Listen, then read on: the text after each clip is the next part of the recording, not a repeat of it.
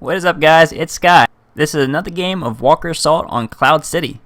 And this is after the hotfix that was applied on Monday. And I had to post this gameplay because I had a ton of fun. And it's not because I got a ton of kills. I only went like 17-3 or something. But you'll see in the gameplay why I had so much fun. But first, I'm going to shout out one of my viewers that reached out to me, C.W. Munson. And he's trying to start a YouTube channel. It's called The Gaming Guy Presents, and I'll link it in the description.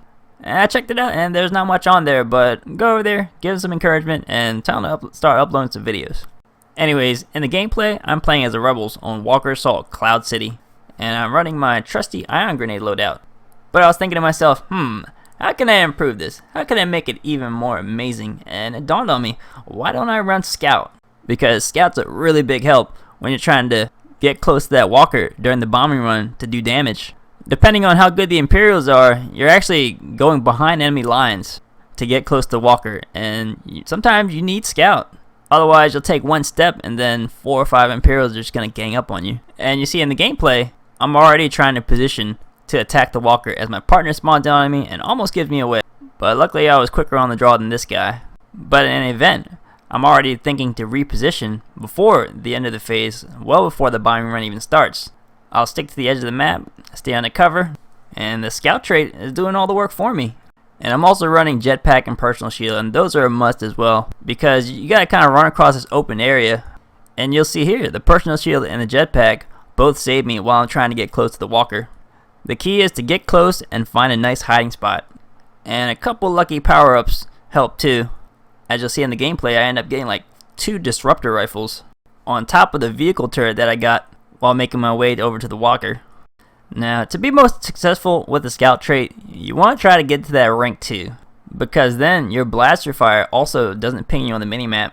So in general, as long as you know that no one has direct eyes on you, you're free to just kind of be aggressive and just fire your blaster freely at the walker's weak spot without fear of all those Imperials spawning in, finding out where you are.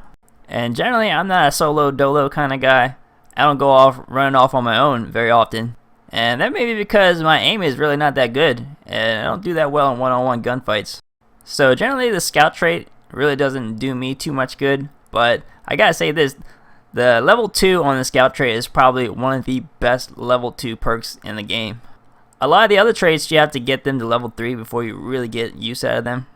But that level 2 trait on Scout is really amazing.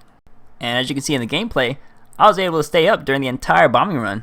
Now the only disadvantage is that I got a long walk ahead of me to get back to the uplinks to try to defend them. But if you go back and add it all up, I ended up doing about 400 points of damage to the walker. And I only ended up getting like 17 kills in the game, if that, because of all the assists. I probably was close to like 13, 14 kills. But I did so much damage to the walker that I ended up getting MVP. And we ended up winning in the second phase, even though we were only able to call in 4 Y-Wings. And that's one of the great things about Walker Assault, is that it's not always about kill count. Damaging the walker is an objective as well. So if you're like me and your aim is not as good as some of those other guys out there, and you may not have the highest KD, you can still get in on the fun and make a huge contribution to your team without racking up a huge kill count in Walker Assault. And this mode is casual, and sometimes casual equals fun.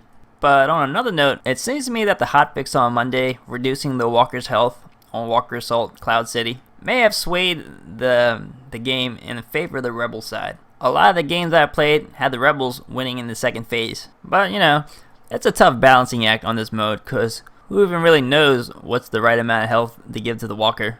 But back to the loadout that I was talking about. And this is pretty much the loadout that I run as the Rebels in Walker Assault. I may at times switch to a back-to-bomb loadout, especially at the beginning of a phase, to try to get as many Y-Wings called in as possible. But if I see that my team is pretty good and they can stay up around the objective, I'll just full-time an ion grenade. That way I can run support, take out turrets, try to take out the ATST, and try to take out the bubble troopers around the objective. But when you're running this loadout, you have to be aware that other people are running adrenaline stim and back to bomb. You're not going to be able to win those 2v1 gunfights that you can if you're running the back to bomb. So you have to kind of pick your battles. If you start facing down 2v1s, you might want to just put up your shield and get out of there. And it seems kind of cowardly to turn tail and run, especially when you're trying to hardcore defend an objective. But if you see that all the blue dots on the minimap are starting to disappear and you're seeing a bunch of enemies rushing your position. Sometimes it's good to take your medicine and just run, especially with this loadout, because you're not going to be able to stay up against 2v1s like you can if you're running them back to bomb. But watch the gameplay here and see how the scout trait, I got to that level 2 and this whole room has no idea that I'm shooting at them.